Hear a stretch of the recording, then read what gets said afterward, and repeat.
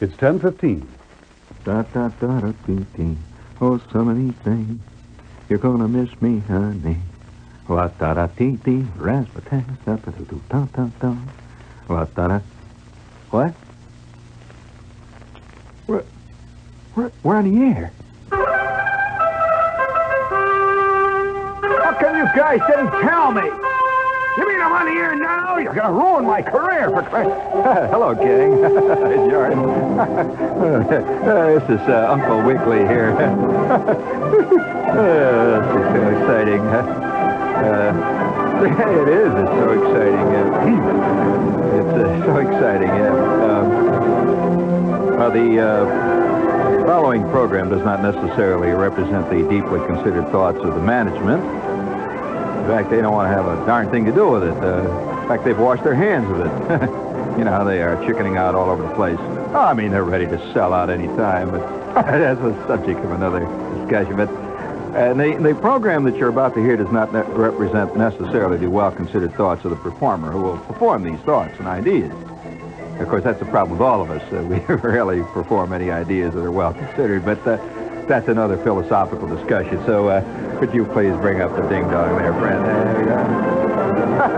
George. You can see why I'm never going to be Dick Cavett, can't you?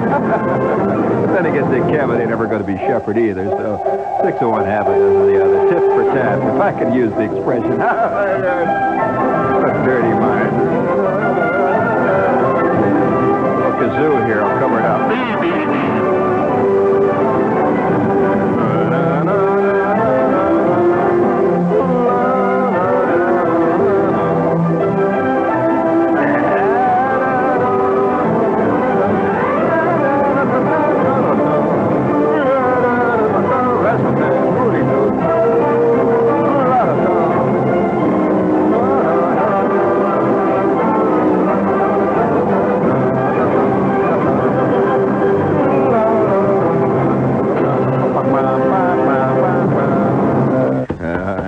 Tripping. Hello, test. Oh, there. It's okay. That didn't come through, did it? That's all right. That's just a bad thing here. I'm just drifting along with a breeze. La da da da dee. La da da dee dee dee dee dee. La da da da do do do. Do you mind if I sing here just for a moment? Do you mind? Oh, look, come on, cut it out, will you? It's my show. Gee whiz. Oh, wowee. You know, these people are getting so intolerant. Intolerance is just advancing just by leaps and bounds. You know, we're all very conscious of racial intolerance. Everybody knows about that now, and they're talking about class intolerance. You know what the worst thing is artistic intolerance. I mean, you people just totally intolerant of my singing. Would you please, let's try a little bit there, please. Bring it on. Hit it big. Hit it there. 1, 2, 3, 4. Yeah. Oh, some of these things, you're going to miss me, honey, papa. Some of these things, that'll do. You're going to be so lonely. You're going to miss my hugging. You're going to miss my kissing. You'll miss me, honey, papa. When I'm up going away, I'm going to split. Down US 66. Yeah, trailing smoke behind my old Jaguar. You're going to miss me, honey. You're going to walk around saying, how come I ever talk so bad to that great, beautiful, sweet man? Yes, sorry. Some of these things. Happy.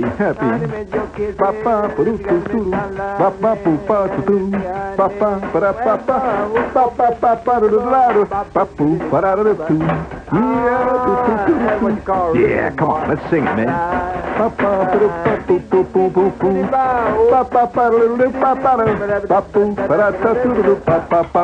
Oh, some of these things, you're gonna miss me, honey. Oh, some of these things, you're gonna be so lonely.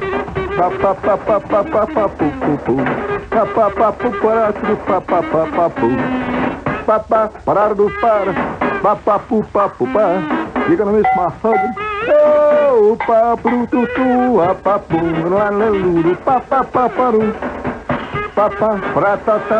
yeah.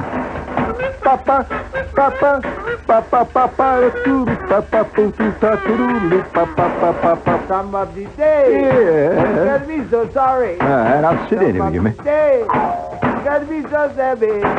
you're gonna be my, gonna be my kid, baby, bop, baby, bop, bop, bop, bop, bop. Oh, do that thing.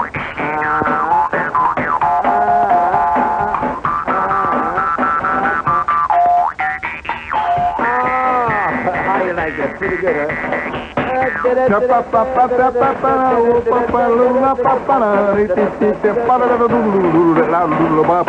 I'm gonna give you a little.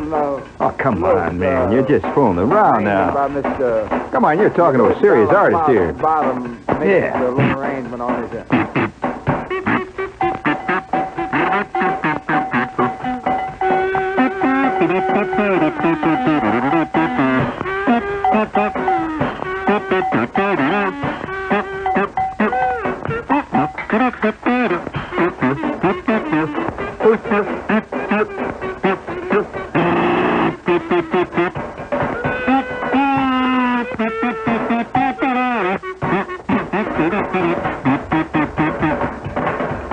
All right. Oh, cut it out now. Holy smokes. That's terrible. Wasn't that awful? No, I'm going to be the first to say it. So, though, that's not going to do you any good to write in and tell me it was awful, because I just told you it was awful, okay? Yeah, it's terrible. Yeah, well, you know, there's a lot of reasons why I'm such a bad person. There are, seriously. And I think one of the reasons, the basic reason, I really haven't talked much about it, is that I spent 3 years of my life as a paper boy. You know, delivering papers every morning, every night on a bike. And I want to tell you, friends, there ain't nothing that will teach you about life. Life. Lifey. There ain't nothing that will teach you about life quicker, more conclusively, more deeply, more solidly than to have a good paper route for a while, right at the very most plastic period of your life. La-da-dee-dee-dee-dee. Now, you think I'm kidding? You want to hear a letter from a contemporary paper boy? Listen to this. He says, Shep, you are always giving us army stories, philosophical comments, various other facets of this grimy world. I'm quoting a kid here. I like the way he writes. You are always giving us army stories, philosophical comments, and various other facets of this grimy world. But today, you mentioned your happy life as a paperboy. Okay, Shepard, how about some paperboy stories? I know you probably had some great ones. He says, I had some real winners. In fact, they happened to be last week. He says, this guy's working right now as a paperboy. You want to hear one of his stories? He says, one morning, about 5:30 a.m., I was riding my bike and flipping papers when I heard a shrill voice screeching, Sonny, come over here quick. And here was this old gray-haired dame with a shopping bag. At that time of day, she was either rolling drunks or smuggling dope. I couldn't tell which. But nevertheless, she was hollering for me and pointing her bony finger right at me. So I pedaled over to see what she was bellyaching about.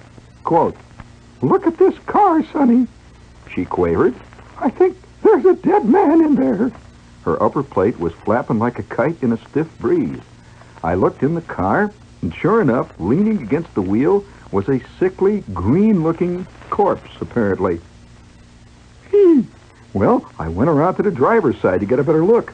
This neighborhood is not exactly Fifth Avenue, and an occasional result of gangland arguments showed up in that neighborhood now and then. As I got closer, I could feel my hair, which was plastered down with stay comb, slowly start to rise on the back of my neck. I finally got up the courage to look straight at the corpse. I looked at it, and the corpse went, it burped. I damn near jumped 3 feet in the air. All of a sudden, the dead man looked out at me with a pair of the reddest, rottenest-looking, watery eyes that I'd ever seen, and blew its 200-proof breath directly at me and said, quote, damn it, kid, get the hell back to your paper, or I'll kick you right in the... That's been censored. The corpse had changed to an unhappy, totally bagged drunk, and I beat it out of there as fast as possible. Well, the old broad started screeching at the drunk about his foul mouth, but I was already 3 houses down before the fight started. Little brief moment, on the paper route. He says, then, of course, there were the sports who gave me a 2-cent tip one week. Now, this is where you begin to learn about life, see. He said they gave him a 2-cent tip one week, and then next week they shorted me 2 cents, quote, use the tip I gave you last week to make it up, sonny. Oh, man. He says, and then there were the ones, and this is so true, he says there were the ones who would watch from behind the curtain for 3 weeks while you knocked at the door in hopes of collecting, and the 4th week, they moved. Oh, and guess who pays for the papers? That's right. Well, listen, I want to tell you. You know what the worst kind of klutz is? I mean, and he points it out here, and this happened to me. And remember, when you're a paper kid, how old are you when you're a paper boy? Well, I'll tell you how old I was. I was 10. I was a paper kid from the time I was 10 to I was 13. And then I graduated. Then I became I was a rack boy at the pool hall after that. But I'm telling you the truth. And I also began to set pins. And, it was greasy kid stuff, delivering papers. But, there's a lot of satisfaction in delivering papers. To begin with, I wonder how many third basemen, now I specifically say third basemen, got their early training flipping papers. Now, if you don't know anything about baseball, I'm going to teach you something right here now. And here, one of the most important parts of baseball is to throw, is to learn how to throw. Well, the pitcher is one thing. Now, that's a directed throw, right? In other words, he's from a standard stationary point. He is throwing a ball towards a point that is stationary, a plate. Now, if he hasn't been drinking the night before, it stays right where it is. And so the pitcher walks out. He kicks the dirt around the mound a little bit, He spits, walks around. He grabs the ball. He rubs it up a little bit. And then he gets his hand set for his fork ball. And, of course, he's hiding it behind his back. Have you ever wondered what that pitcher's doing? To me, I'm curious, how people keep yelling about it takes too much time for the pitcher on the mound. Leonard Coppett keeps talking about this all the time. Well, you see, the problem here, only people who have never played baseball, or certainly who have never pitched, would say that. Because part of the psychological battle that is going on between the batter and the pitcher is that time element. So if you got a nervous batter up there, a guy that's real nervous, he's up there and he's whipping a bat, you play it real cool. You walk around, you look at the birds, and this guy, he's flipping, see? And then you advance slowly towards the rubber like you're going to pitch, and then you change your mind, you turn back again, you hitch up your pants, By the time this guy's lucky if he gets a good solid pop-up after that, On the other hand, if you got a batter, who's really cool, like Frank Robinson, a real murderer, which reminds me, this is WOR in New York, and if you got a real heavyweight up there, who takes it, a phlegmatic type, well, what you do the opposite, see?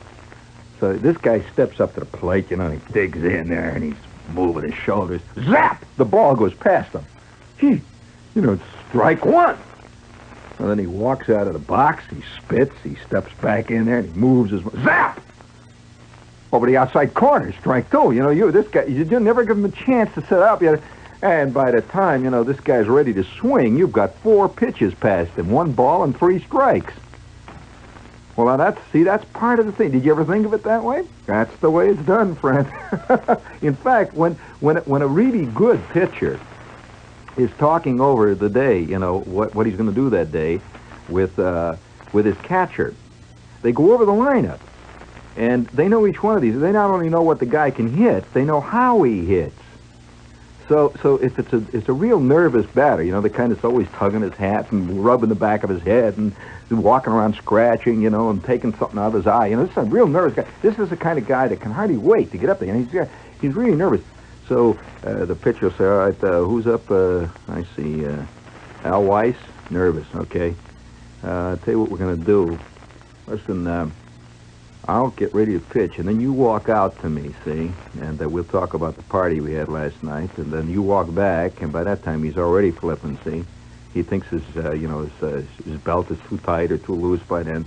And then when I step into when I'm getting ready to go up to the mound, see, I will better tell the coach, okay? Get the trainer. Tell the trainer that on the second pitch I'm going to get something in my eye, okay? And then I want to come running out there and squirt the stuff in my eye, see? And then on the third, okay, all right. And then they go to the next guy. Well, now that's apparently something they don't know in the sport pages. You know, they keep thinking, why didn't he throw it quicker? You know, it's like saying, how come Joe Namath doesn't always throw to Homer Bigelow, you know? He catches them good, you know? The point is, this is not the way the game is played.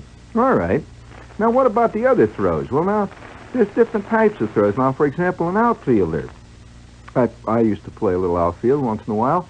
Now, the outfield throw is a throw of great sweep, you see. This guy, accuracy is not as important as distance, you see. So you got to get that ball out there.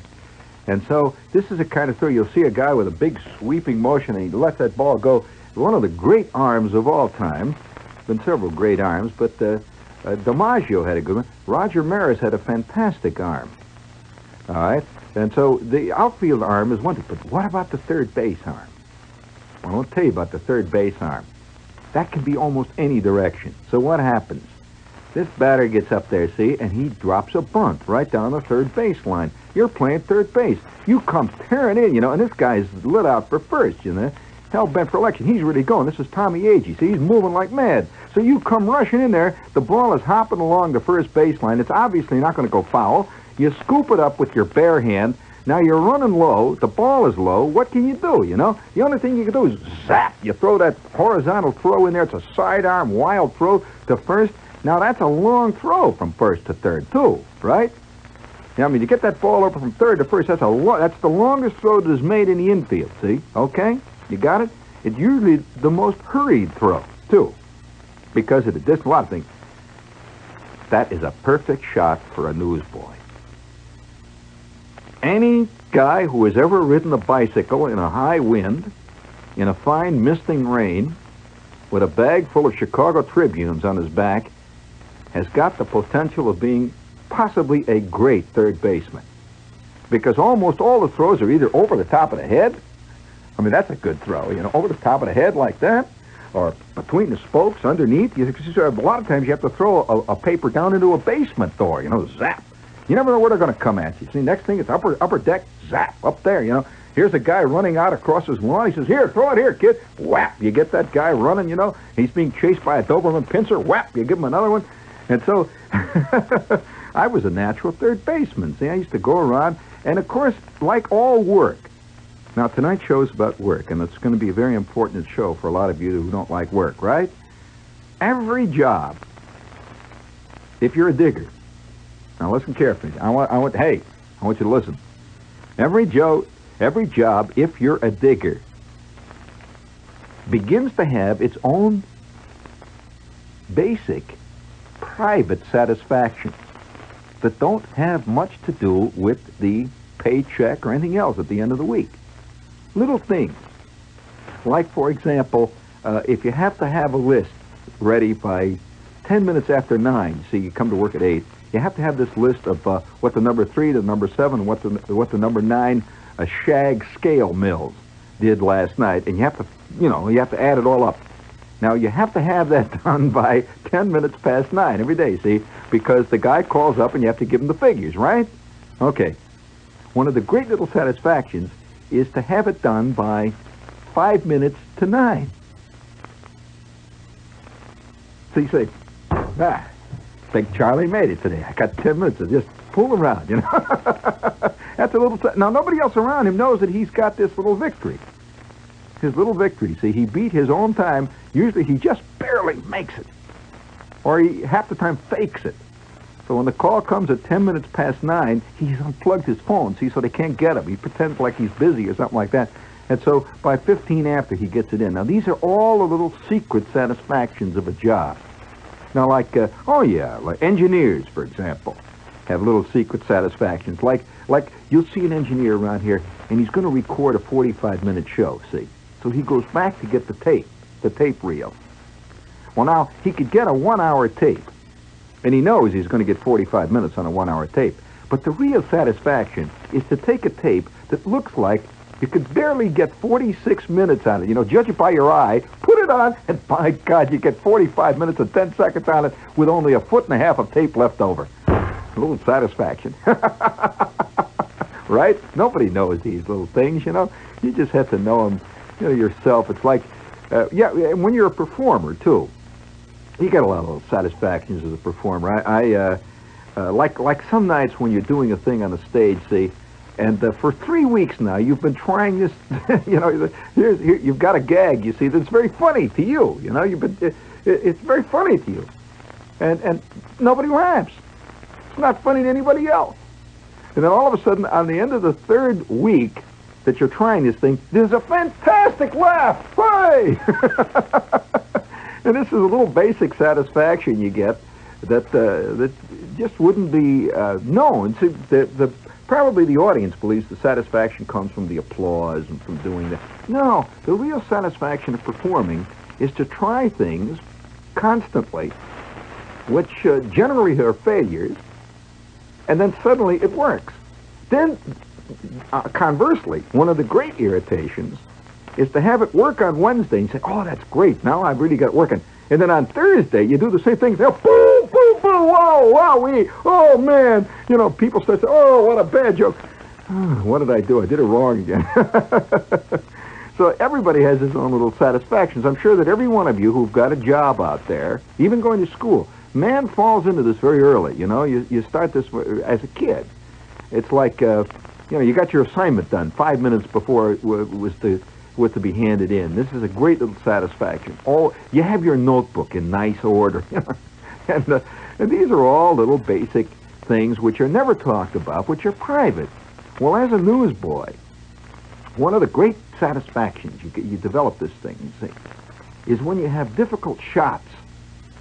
When you're throwing papers, real difficult shots, and you try different ways to throw it. Like there was one specific doorway that I always remember, and that I used to look forward to this point on my route. It was a long stairway that went up in this 2-story building. See, it was a stairway that just went right up, but the door was open on the bottom all the time. Now there was an apartment on the ground floor and one on the top floor, and there was a long straight stairway that was lit with light bulbs that went right up inside this building. And you could see the landing up there. Well, now, the person who lived in the top apartment, they had this scrub pail that they always had on this landing, would sit right in the corner. Well, the first couple of weeks, I'd just throw a paper up there, and it would land up on the landing, see? And one day, just by accident, I threw the paper up, and instead of it landing on the landing, it hit the wall behind the landing, and it was like a bounding board, just like a backboard, see, on a basketball court. It went ka-dunk, it bounced off the other wall, and zap, right into the pail. Shepard canned another 2 points.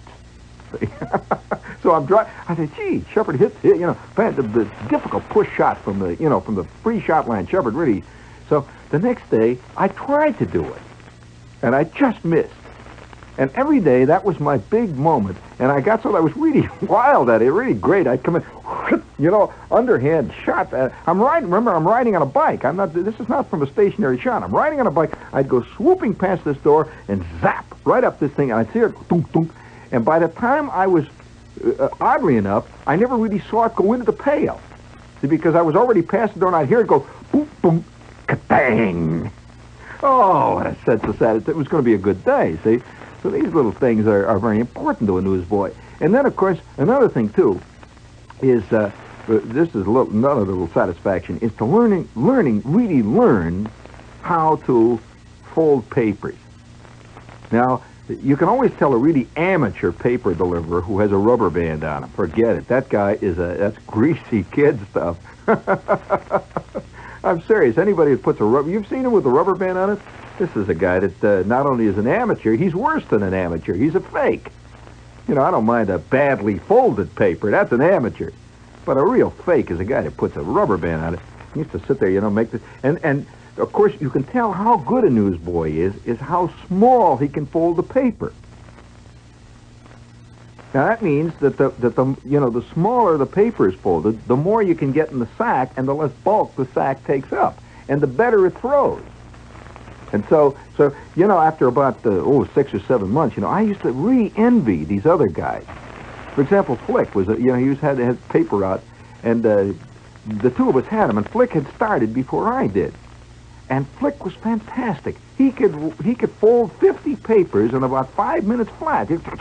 Zap, zap, hard as a rock. He would take a 10-pound Chicago Tribune. It's about the same size as the Times here, big paper, He would take a Chicago Tribune, like the end of the week Trib, which was a Friday Trib, they come out just where all the ads for the weekend stuff would. He'd take this Friday Trib, he would fold it up roughly the size of an Eversharp pencil. Unbelievable. Fantastic. And, it was just like magic.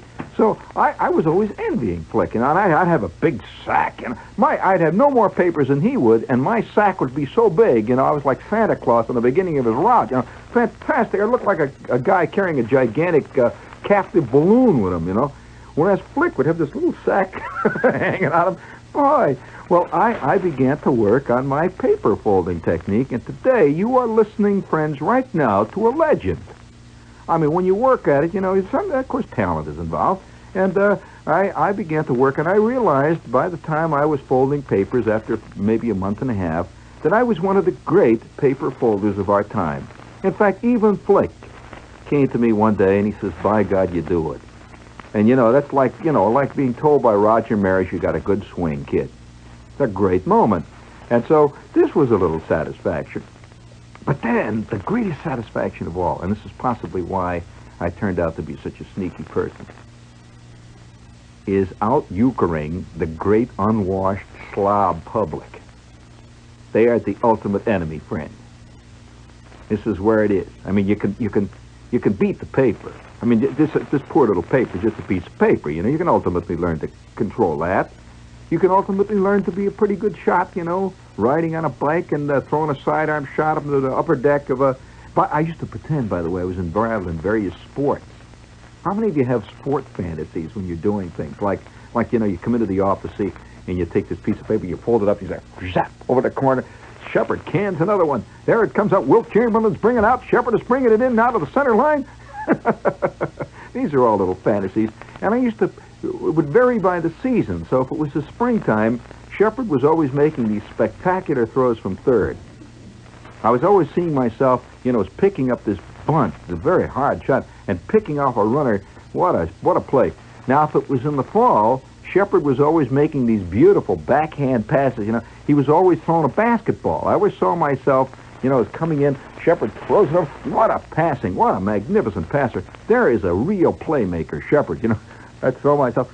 Well, now, these various fantasies are part of the day-by-day life that I wonder if anybody's ever written a major philosophical treatise on the daydreams of ordinary work. No, I'm asking a question. Any of you out there involved in experimental psychology, has anyone ever written... Now, this is not Walter Mitty. No, don't come in and give me... believe me, Woody Allen me no Woody Allens. I'm not talking about that. I'm talking about the little vague satisfactions and daydreams that carry us through our daily work, our daily life. I wonder if anyone's ever written about this. Well, I'll tell you this.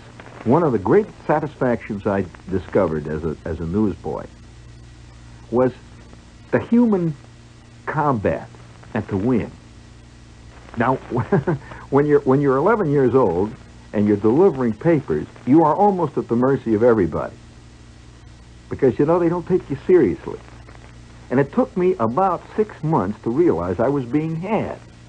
There was a certain kind of customer, and this is, you find this guy a lot in life, who, here it is Saturday morning, it's collection day, right? Okay. Now, there's the one that he pointed out, the guy that hides behind a curtain, see, and never, he's not going to pay at all, see. That's his gambit. He's a deadbeat. Now, I'm not discussing deadbeats. I'm talking about Sharpies. Sharpies is another thing. So, in other words, chutzpah is not exactly the same as being a deadbeat.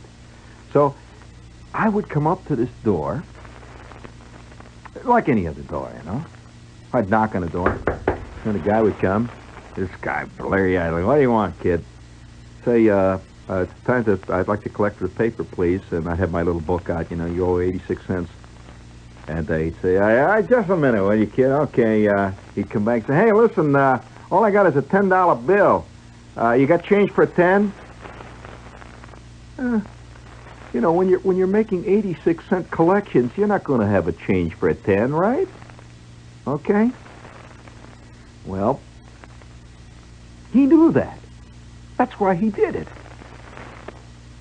Then you'd go peddling on, so you couldn't collect, so there you are. And I said, well, I'm sorry, kid, all I got is 10, So what are you going to do? So I would go on. Well, this would go on. Sometimes it would go on for a month.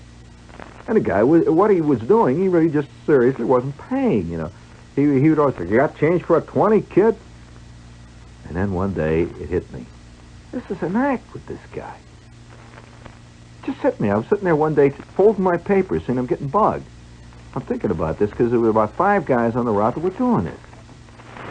So I turned to George the Greek, and I said, hey, George. He said, yeah. I said, hey, George, can I borrow from you $10 in change? He said, what do you want it for? I said, I want $10. I'll give it back to you. I said, I never had $10. And George said, what do you want it for? I said, well, I just want to collect from some guys. You give me 10 ones. And George says, okay. Don't forget now, I said, you owe me $10. George the Greek, by the way, was the guy that ran the newspaper agency. So now I've got 10 $1 bills. I got them stuck in my left pocket. My working change is in my right pocket. So I go out. It's Saturday, see, so I go out. I'm going on the route. See, and I can hardly wait. I'm setting this guy up, see. And he was a big slob, worked out the roundhouse. The kind that always comes there with his underwear shirt, the hair on his chest sticking out, You could smell last Saturday's beer on him, and he's got a, 3-day growth of beard, and, the sleazy, you can just feel the sleazy. Can you imagine the animalistic life? The great... The greatest description I ever heard of that type of guy was done by S.J. Perlman. I got to give credit to Perlman for this. He's talking about a guy that jumped in his swimming pool, this real slob, and he says he lay there snorting through his blowholes. These people don't breathe. They got flippers and fins. See? So this guy, he's waiting for me. So I knock on the door. I finally wait. I finally, all the way through the route, I'm looking forward. I can hardly wait for this moment, for him to come to this guy's house. So I'm pedaling along, and I'm collecting, and some people pay, some don't, And so finally I get to this guy's house, I'm ready, see. I walk up to the door, knock on the door, and I got my book out, see. And I'm playing it like I always did, see. And the door opens, and there's big, fat slob Charlie. See, what do you want, kid? As if he didn't. He knew what I wanted. What do you want, kid? I said, I'm here, sir, to collect for the paper. Oh, gee whiz, you woke me up. All right. Hold on a minute, kid. This was his bit, see. He always would pretend like he's going back to, to get the dough. So he comes back out. He says, I said, I'm sorry, kid. He said, you got change for a 10? I said, why, yes, I certainly do. He said, what? I says, I certainly do. I have change for a 10. You hear what I said, kid? I asked you got change for a 10. I said, well, yes, sir, I have change for a 10. Right here. How do you want it? You want it in ones? Yeah, my God. I take the 10 ones out, see, and his face fell like a giant lantern that's been blown out. It was like just all of a sudden he became a small child, just like that. His face fell. It was kind of like, are you sure you got change for a 10? Let me see that. And I said, yes, sir. Here, let's see, 1, 2, 3, 4, 5, 6, 7, 8, 9, 10. I have 10 $1 bills. And then I realized he didn't have 10. He was faking it. He sort of stood there for a second. Well, listen, can you come back next week? I said, yes, sir. I certainly can. Okay.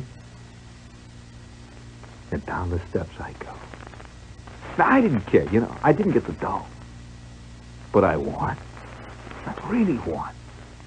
Until I'm pedaling out, 9 feet tall. I'm throwing up papers and making a collection. 2.5 hours later, I arrived back at George the Greek's. I'm going to walk into George, Flick is sitting on the floor, and he's working out his book, and Schwartz is over there, and he's working on his book, and Martin is over there, and he's working on his book. Shepard walks in, and I come striding in there, 10 feet tall. George is hanging back around there by the candy counter. He says, "Hey, Shepard!" I said, "Yeah, what's up, George?" "Don't give me that what's up stuff." "All right, what did you do to the guy on 1014 Arizona Avenue?" I said, "What do you mean?" He said, "All right, don't give me what do you mean. What did you do? Just tell me what you did to him." I said, "Nothing, George." He said, "What do you mean, nothing? That guy called up here, he dropped all the papers, and the guy says he's never going to buy another paper from me again. That guy's been on our route for 20 years. What did you do?" That was big, fat, rotten, stinking Charlie.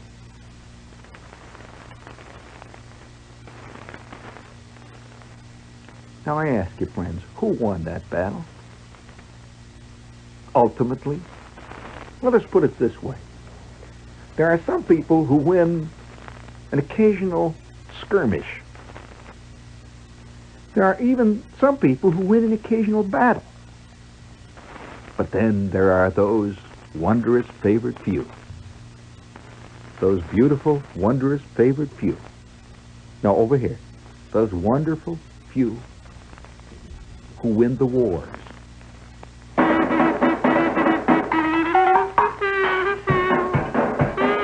Friends, you are listening to a guy who has won quite a few skirmishes. I've even taken a battle or two.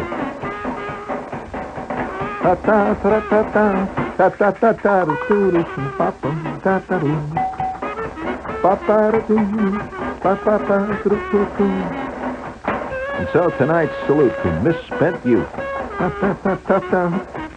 Some night I'll tell you tales of the pool room. Some of these days, happy.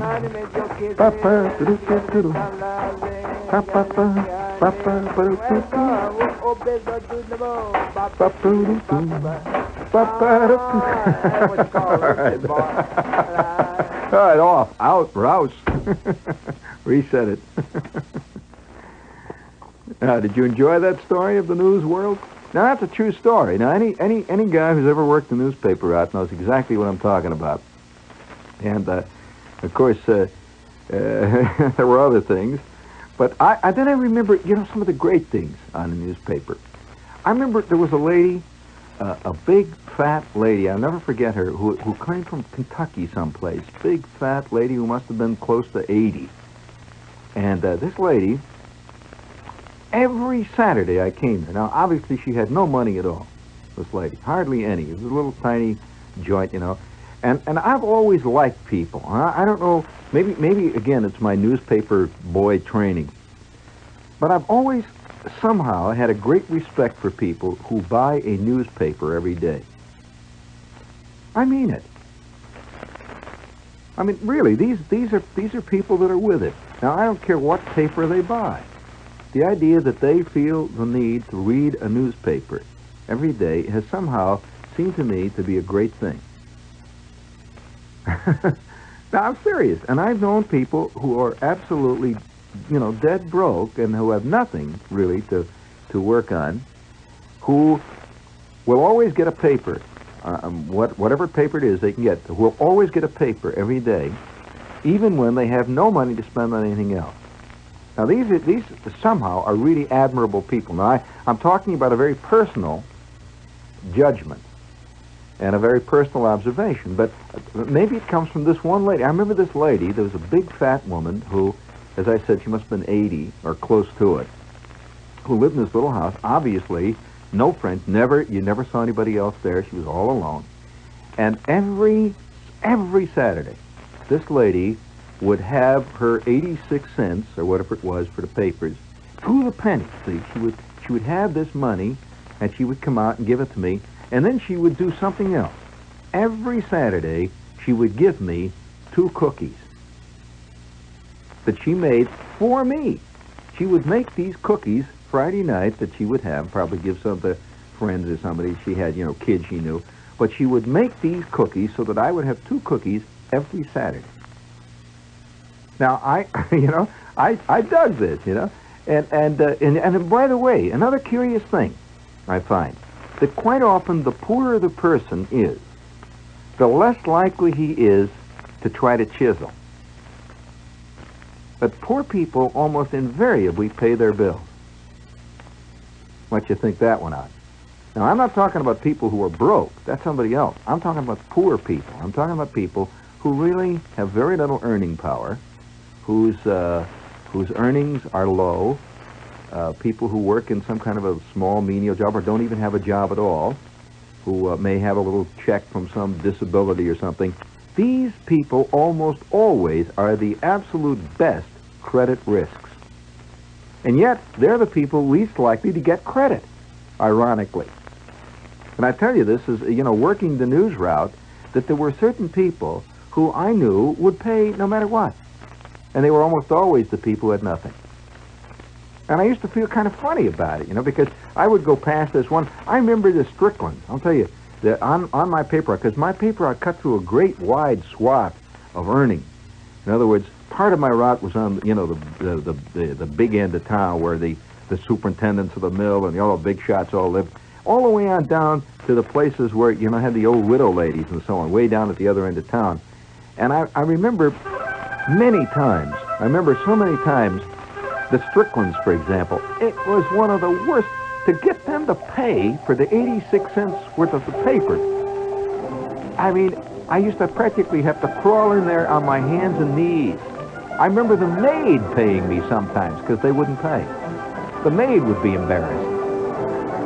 And, it was one of these places with trellises all over and roses, 9-car garage, a long sweeping driveway with the, the whole business. And then I would get down to this old Kentucky lady, 80 years old, and she would pop out and she would give me her 86 cents counted to the penny, and the 2 cookies. So I don't know. Now you understand why I'm such a rotten person. Why I've never totally bought the beautiful people.